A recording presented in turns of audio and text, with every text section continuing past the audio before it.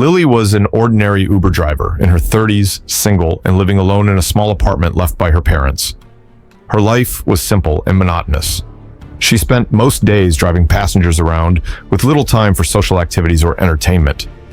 Occasionally, she would stand in front of the mirror, staring at her tired face, feeling the inevitable marks of time on her skin. Dark circles, sagging skin, fine lines, terms that had once seemed far away were now part of her daily life. One night, Lily received a passenger order.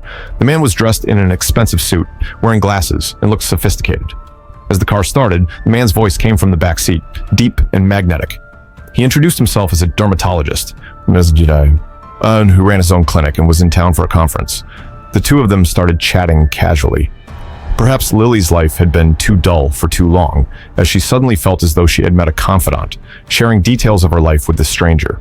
She even mentioned her unsuccessful attempts at matchmaking 8 times in the past year, all of which had failed. She laughed at herself after saying this, feeling a lightness she hadn't felt in ages. How do you usually take care of your skin?" the man suddenly asked. Lily paused, a bit surprised by the question. She glanced at him through the rearview mirror and smiled bitterly. "Me, I don't have much time for that, too busy working. Just look at my skin, it's getting worse every day."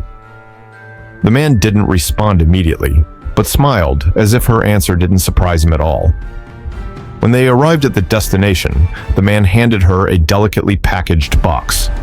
"Try this mask. It's our latest product, still in development. It's free, and I guarantee you'll see results. Thanks for being so honest with me, and good luck." Lily took the box. It was luxurious, with a faint, pleasant fragrance. She hesitated for a moment, but curiosity won over. In the end, she nodded and thanked him.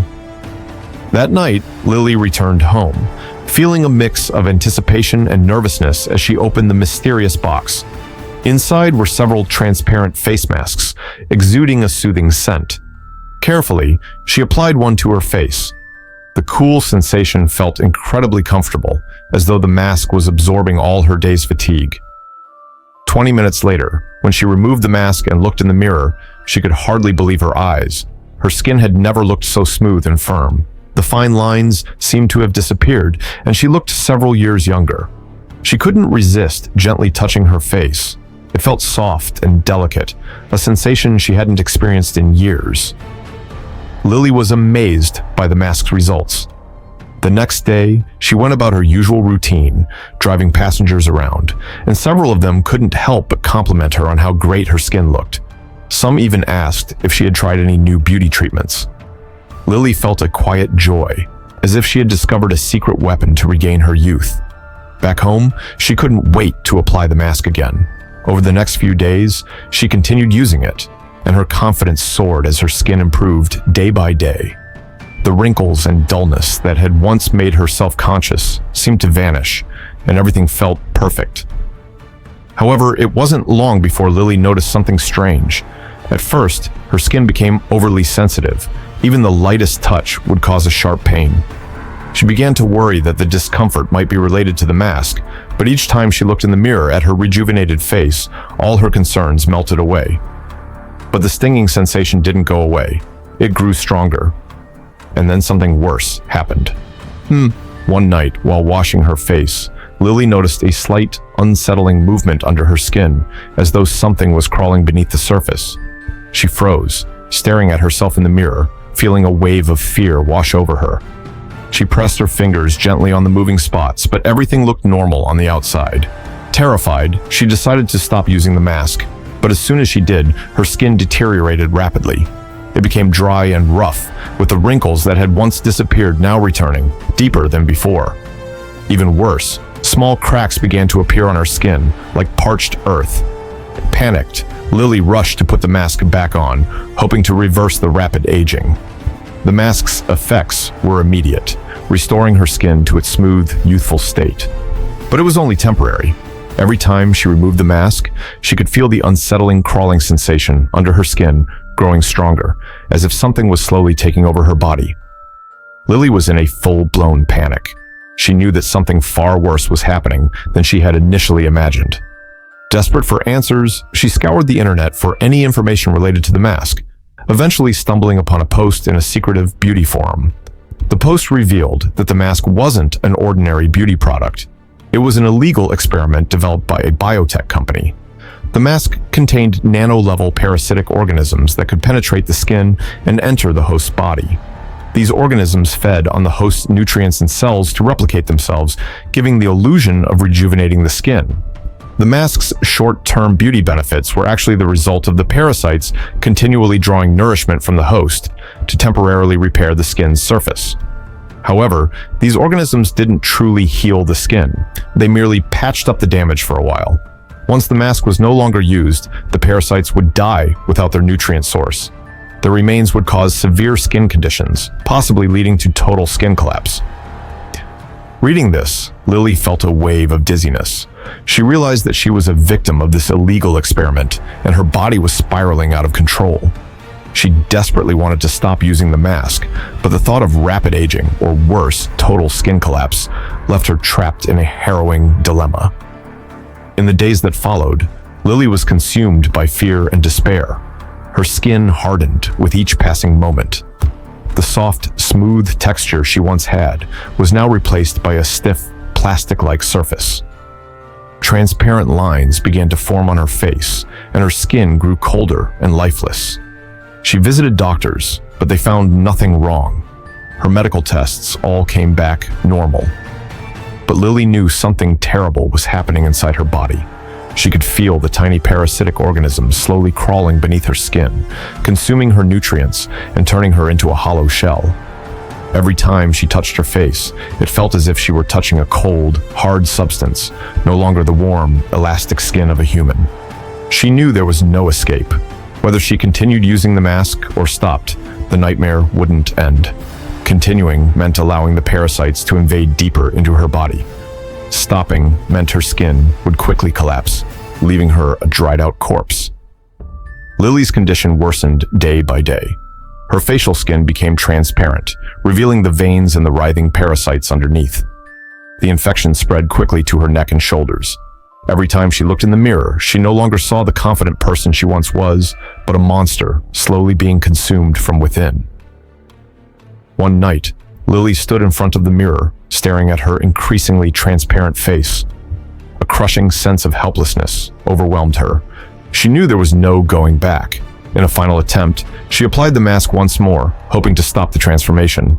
But when she removed it, she found her skin had turned completely transparent, clinging tightly to her face like a sheet of plastic. In the end, Lily lost all her human features. Her body had been overtaken by the parasites, turning her into their new host. Her skin, devoid of life, was nothing more than a hollow shell, while the writhing organisms beneath continued to devour her from within. In her final moments, Lily felt only coldness and helplessness. She knew she could no longer escape her doomed fate. My name is Seishi Yamada. I've been working as a mortician in Takamatsu, a quiet city in Japan's Shikoku region, for over 10 years. My job involves more than just preparing bodies for burial or cremation. It's about ensuring the dead receive a dignified farewell. In Japan, this role carries a deep respect rooted in traditions that go back centuries. Over the years, I've seen things that have made me realize death is not always the end. Sometimes, it's the beginning of a story left unfinished. One night, I was working late with my colleague, Sato. We had just finished our day's work, and we're tidying up the preparation room on the second floor of the funeral home. The building has 3 floors, with the mortuary on the 3rd. The mortuary is usually quiet, a place where bodies are stored until they are ready for their final ceremony. That night, however, something unusual happened upstairs. We were cleaning up when we heard strange footsteps coming from the 3rd floor. The sound was heavy, like someone dragging their feet, echoing down the stairwell. I felt a shiver run down my spine. "Did you hear that, Yamada-san?" Sato asked, his voice barely above a whisper. I nodded, feeling uneasy but trying to stay calm. Probably just a wind or maybe a draft. "Let's go check it out." We grabbed our flashlights and slowly climbed the stairs to the 3rd floor. The hallway was pitch dark, the kind of dark that makes you feel like you're being swallowed whole. I could hear my heart pounding in my chest as we reached the top. The mortuary door was slightly ajar, and I could see a faint light flickering inside. The air was cold, colder than it should have been. "I don't like this, Yamada-san," Sato muttered, his hand trembling as he gripped his flashlight. "Neither do I replied, but I knew we had to check it out. It was our responsibility. We pushed the door open and stepped inside. The room was icy, like a freezer. My breath came out in white puffs as I shone my flashlight around. That's when I saw it. A metal drawer was pulled out empty. It was supposed to hold a body, but there was nothing there. Instead, there was a trail of wet footprints leading from the drawer to the door. "What the hell?" Sato whispered, his eyes wide with fear. "This doesn't make any sense." "Let's close it up and check the security cameras," I suggested, trying to keep my voice steady. As we turned to leave, I noticed something strange in the corner of the room. There was a small shrine, covered with a white cloth. It looked out of place, something that didn't belong there. I walked over and carefully lifted the cloth, revealing a small statue of Jizo, the protector of lost souls. Around it were paper talismans and a bowl of water. "What is this doing here?" Sato asked, stepping closer. "I don't know," I replied, reaching out to touch one of the talismans. But as soon as my fingers brushed against it, I felt a sharp shock, like a jolt of electricity running through my body. I jerked my hand back, my heart racing. "Are you okay?" Sato asked, his face pale. "I'm fine," I lied, shaking off the tingling in my hand. "But something's not right. We need to check the cameras." We headed to the elevator, hoping to get to the first floor quickly. But as soon as we stepped inside and pressed a button, the elevator started moving up instead of down.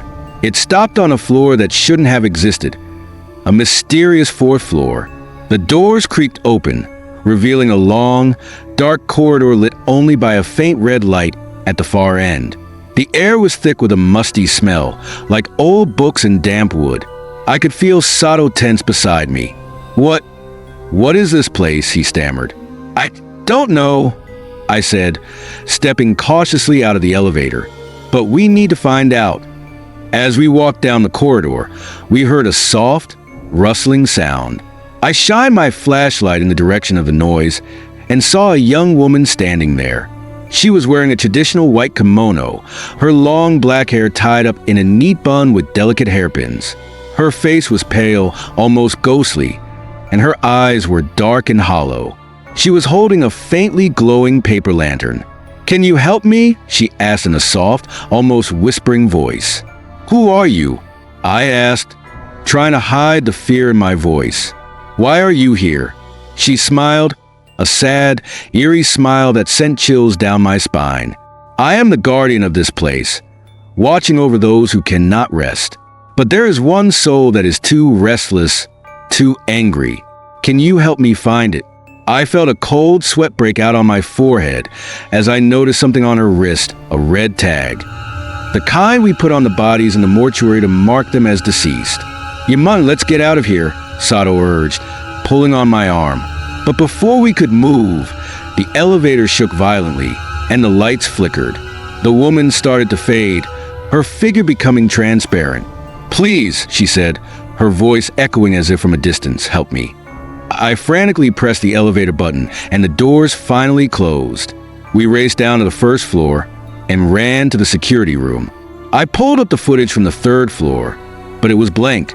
Nothing had been recorded. "This can't be happening," Sato muttered, his hands shaking as he scrolled through the footage. Then we heard it again, the soft rustling, like fabric moving in the wind. I turned around and saw the woman standing in the doorway, her lantern glowing brighter now. Her smile was gone, replaced by a look of desperation. "Thank you," she said softly, before disappearing into thin air. The room fell silent, and I could feel my heart pounding in my chest. We looked at each other, not knowing what to say. After a moment, I got up and walked back to the mortuary, Sato following close behind. When we reached the third floor, the shrine was gone, as if it had never been there. The talismans, the bowl of water, even the footprints, all gone. "What the hell is going on here, Yamada-san?" Sato asked, his voice trembling. "I don't know," I admitted, "but I think we disturbed something we shouldn't have." A few days later, we learned that the previous mortician had set up the shrine to seal away a vengeful spirit. Over time, the seal had weakened and the spirit had started to stir. The woman we saw was a guardian of that shrine, trying to prevent the spirit from escaping. Since that night, Sato and I have refused to stay at the funeral home after dark. Even now, every time I pass by the mortuary, I can't help but quicken my pace, afraid of hearing those footsteps again or seeing that red tag. Some things are better left alone, buried in the darkness where they belong. Hey there, urban legend enthusiasts. If you're a fan of creepy folklore, you probably know that Japan is home to many famous stories. Today, we're diving into one of the most chilling tales from Japan, the story of Hachishakusama, or the 8-foot-tall woman. This eerie legend originates from the Japanese countryside and has become infamous for its spine-chilling details and the fear it instills in those who hear it. Before we jump into the story, let's take a moment to understand the cultural background of Japanese urban legends. In Japan, these tales, known as toshi densetsu, are deeply rooted in the culture and have been passed down through generations. They often blend folklore, historical events, and modern fears, creating stories that are both fascinating and terrifying. These legends not only reflect the anxieties and beliefs of society, but also serve as cautionary tales, warning of dangers both real and imagined. Hachishakusama is one such legend. She is a malevolent spirit who targets young men, slowly approaching her victims until they meet an inexplicable and grisly end. The eerie sound of her voice, pop, pop, pop, signals her presence and her deadly intent. Years ago, Buddhist monks managed to seal her within a Jizo statue, a guardian deity of children and travelers, to contain her malevolence. To strengthen the seal, they placed Jizo statues at the village's 4 cardinal points, east, west, north, and south, forming a protective barrier that keeps her trapped within the village. This arrangement came with a cost. The villagers sacrificed their peace to keep Hajisaksama contained, ensuring she wouldn't roam freely and wreak havoc elsewhere. In return, the village received priority access to water resources, a precious commodity in a region often plagued by shortages. The villagers accepted this grim bargain because Hachishakusama's targets were exclusively young men, who were mostly absent from the village due to work. The population was primarily composed of elderly people and women, who were not of interest to the spirit. Now join me as I narrate this haunting legend from a first-person perspective. Prepare yourself for a journey into the unknown, where ancient folklore and modern fear collide. The summer I returned to my grandparents' village was supposed to be a peaceful escape. The place was filled with childhood memories, and I longed for the tranquility of the countryside. It was spring break, and the air was crisp with a hint of lingering winter. I arrived at their home, greeted by their warm smiles and the familiar scent of home-cooked meals. The garden, where I often played as a child, beckoned with its serene beauty. As I sat on the porch, soaking in the peaceful surroundings, a strange sound broke the silence. Pop, pop, pop. It was an odd rhythmic noise that seemed to echo from nowhere and everywhere at once. It wasn't mechanical, nor did it sound entirely human. My curiosity piqued. I scanned the garden and the surrounding wall. That's when I saw it. A hat moving slowly along the top of the garden wall. Not just resting there, but actually moving as if someone incredibly tall was wearing it. My heart skipped a beat. Following the hat, I saw her, a woman in a flowing white dress, her head and shoulders towering over the 2-meter-high wall. Her movements were fluid, almost ghostly. She turned slightly, and I caught a glimpse of her face, shadowed beneath the brim of her hat. The sight chilled me to the bone. I rushed inside and told my grandparents what I had seen. At first, they seemed dismissive, but when I described her height and the strange sound, their faces went ashen. My grandfather's usually calm demeanor shattered as he bombarded me with questions. When I finished recounting my encounter, he grabbed the phone and spoke urgently to someone on the other end. My grandmother, visibly shaken, began to explain. The woman I saw was Hachishakusama, an ancient malevolent spirit known as the 8-foot-tall woman. She haunts the village, targeting the young and the vulnerable. Those who encounter her hear her eerie, echoing laugh. Pop, pop, pop. And within days, they meet a grisly end. This spirit had been sealed within the village by powerful protective charms, but her malevolence remained potent. Grandfather soon returned with Keisan, a local shaman known for her expertise in dealing with the supernatural. She handed me a small wooden amulet inscribed with ancient symbols. "This will protect you," she said, her voice grave. Together, they prepared a room for me upstairs.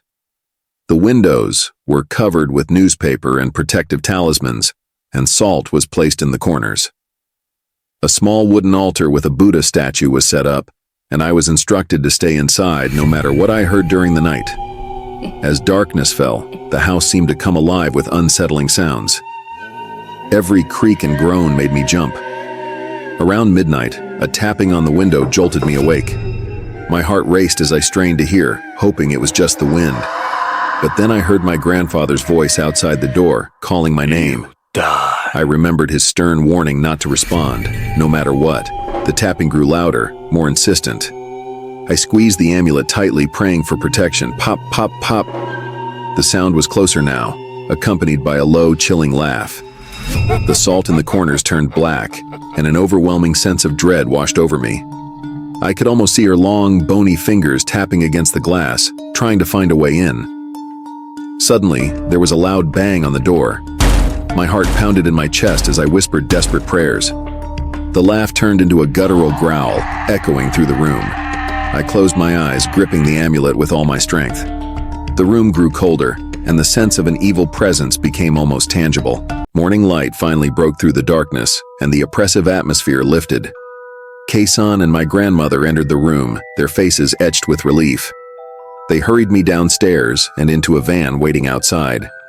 The vehicle was surrounded by village men, forming a protective barrier around me. As we drove away slowly, I could feel the malevolent force trailing us. Keisan chanted sutras, her voice steady and calming. I clutched the amulet, my lifeline in this ordeal. Through a slit in my tightly shut eyes, I glimpsed a white dress moving alongside the van. Her figure was impossibly tall and ghostly. Pop, pop, pop. The sound grew louder, and I shut my eyes, praying harder than ever before. Finally, Keisan's voice cut through the chants. "She's gone," she declared. The men around me sighed in relief. We had escaped her grasp, but the fear lingered. We reached safety, and I transferred to my father's car. Keisan inspected my amulet. It had turned completely black. She gave me a new one, urging me to keep it for protection. My father drove us home, explaining that the men in the van were distant relatives meant to confuse and distract Hachishakusama. They had put themselves at risk to save me. Years passed, and I tried to bury the memory of that horrifying night. But one day, my grandmother called with terrifying news. The Jizo statue sealing Hachishakusama had been destroyed. Fear gripped me anew. The legend that had once seemed like a distant nightmare was suddenly all too real. The legend of Hachishakusama has gained considerable fame on the internet, drawing many curious visitors to the village where it all began. These intrepid explorers reported hearing another terrifying story from the locals, further fueling the belief that the original tale of Hachishakusama might indeed be true. What do you think? Is there more to this legend than meets the eye? Share your thoughts in the comments below, and don't forget to like, subscribe, and hit the notification bell for more spine-chilling stories from around the world.